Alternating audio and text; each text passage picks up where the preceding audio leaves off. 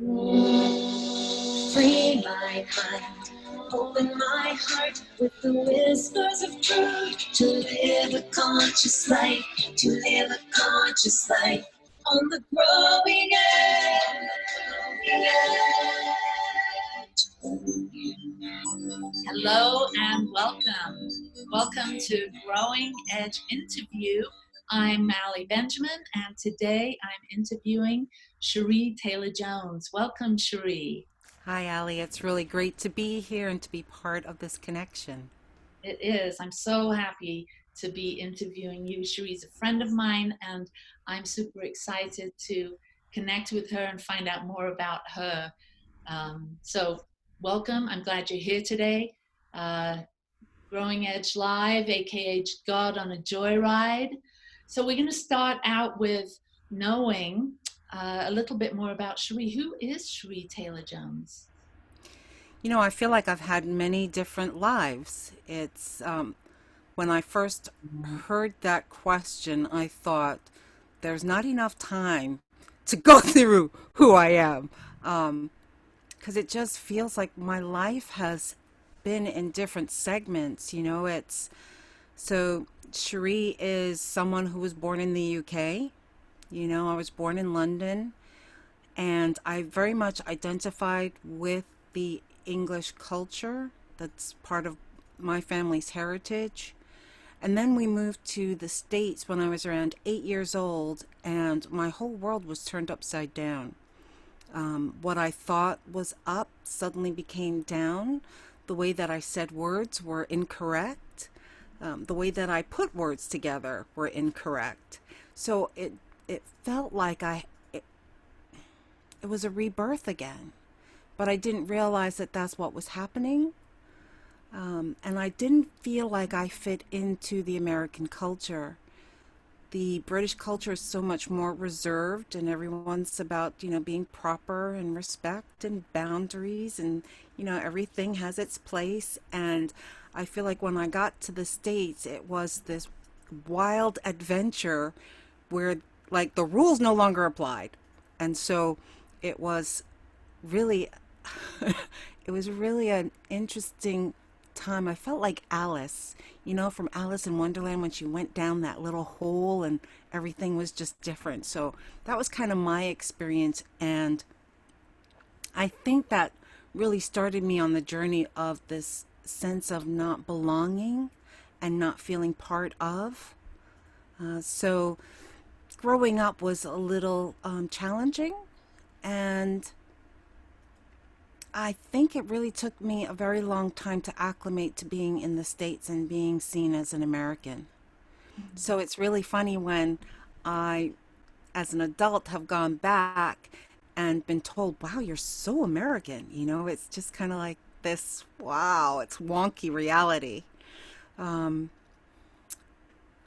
I grew up, I would say, in a comfortable middle class life.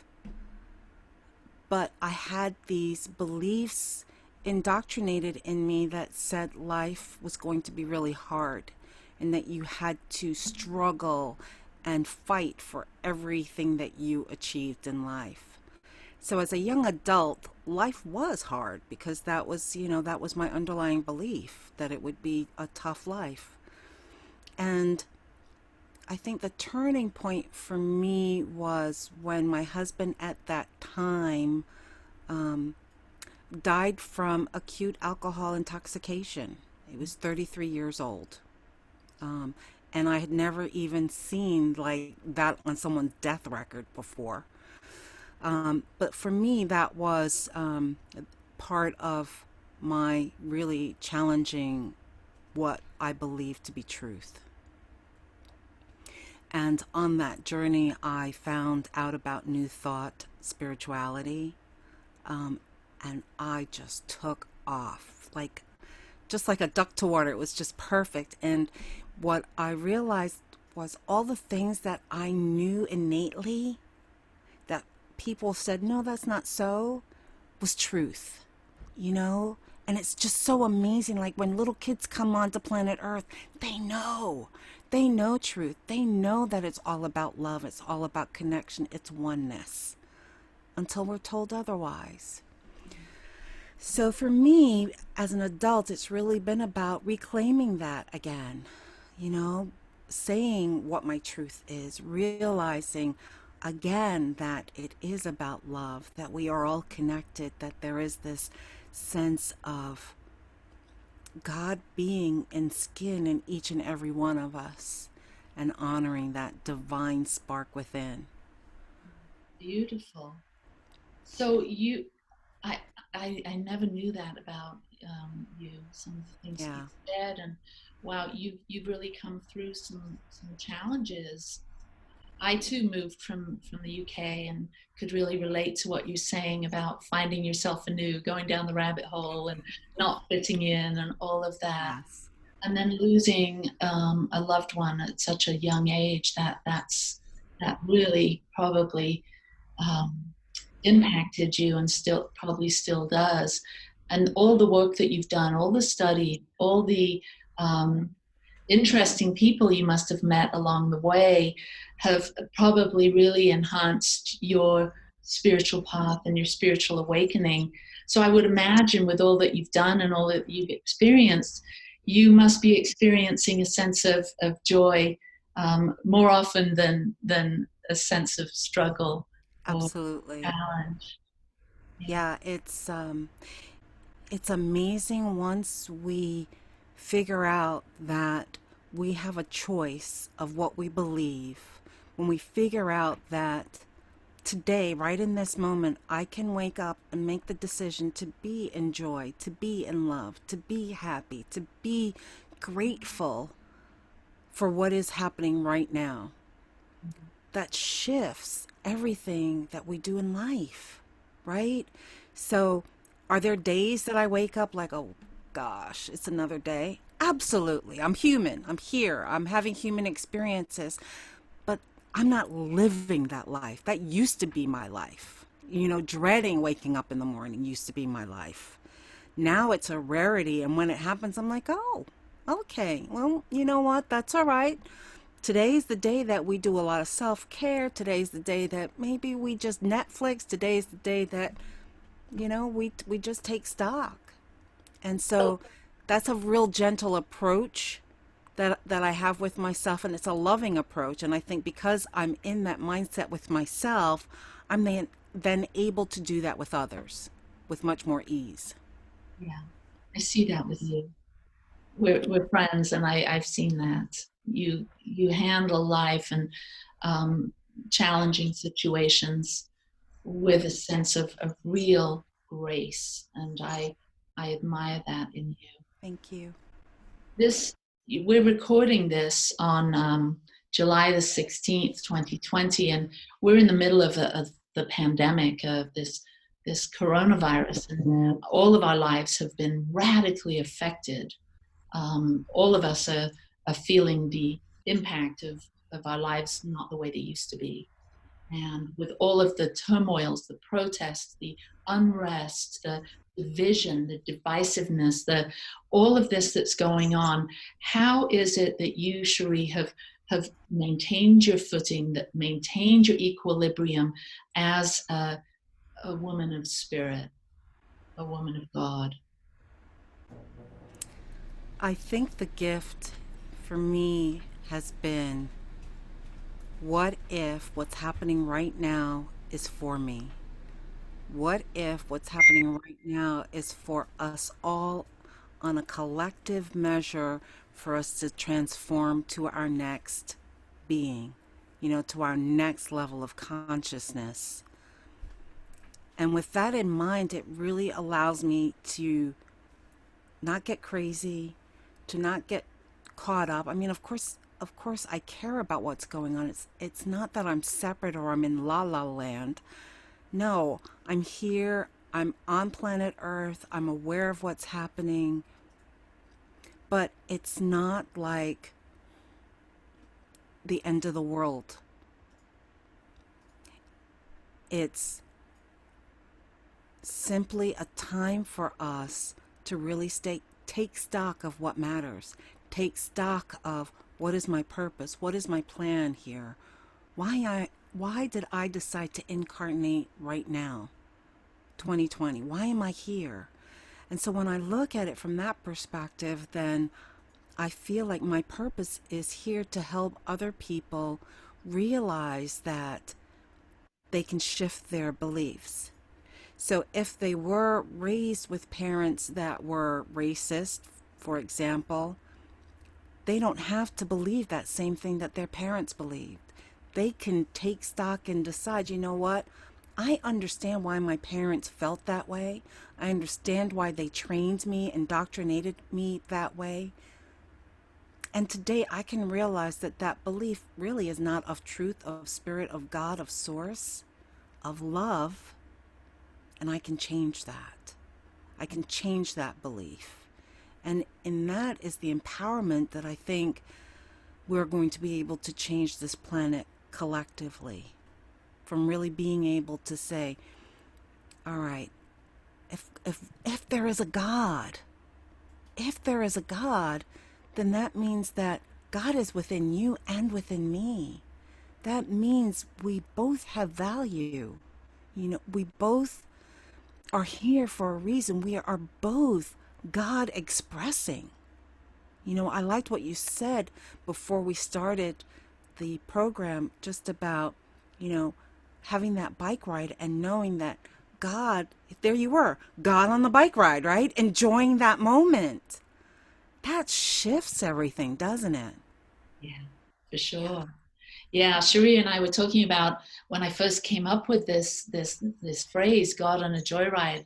It was, I don't know, 10, 11, 12 years ago now, and I was a particularly glorious morning, and I was taking a bike ride in the mountains, and I had this overwhelming experience of oneness with everything, that I actually was the universe riding a bike, that I was God on that bike, having an experience, that I was giving the universe an experience of Ali, and Sheree's giving God or the universe or spirit an experience through her vehicle. And so how is it that the universe enjoys itself through you, Sheree? What are some of the things that let's say at the end of your incarnation here, you could look back and say, wow, I really gave God a joyride through this, and this. Yeah, I love that. I would say one of my gifts is that I'm able to love people despite their behavior. You know, I'm able to really see who they truly are underneath the ego, underneath the smart mouth, underneath all of that. And I feel like I get to allow God to experience them as they truly are. How cool is that? And I get to be God that hugs them. I get to be God that loves them. I get to be God that calls them up and says, hey, do you remember your truth? Do you remember what you're supposed to be doing here? Um, so I feel kind of um, that God has lots of amazing, funny stories from my adventures. So that's pretty cool. The other thing is I'm very childlike in the way that I approach life at times. You know, I can see things in nature and just be in awe that they exist. Um, that in the magnificence of creation, there it is. And I can celebrate its existence and celebrate what it does and how it contributes to the universe. So even something on that such a small level, you know, I just feel like, but that's the gold, that's the joy, that's really being present in the moment and seeing the gifts and celebrating those gifts. I think God is all about celebrating who we are, what we're doing, and how we are able to connect with each other in love, in joy. I love it. That's beautiful. That's exactly the feeling I was having on that bike. And that's what, once we have these awakenings to deeper experience, it's that simple, isn't it? We're here to live, we're here to enjoy ourselves, to share ourselves, to bring love into this world. So how is it that you bring love into this world? How can people connect with you? How can they work with you? What are you doing? What's interesting in what you're doing? Let's move to that level of Okay. connection. For the longest time, I was knocking on the doors. See me, don't you see? I'm here, I can help you, I can give, I can bring. And the doors just would not open.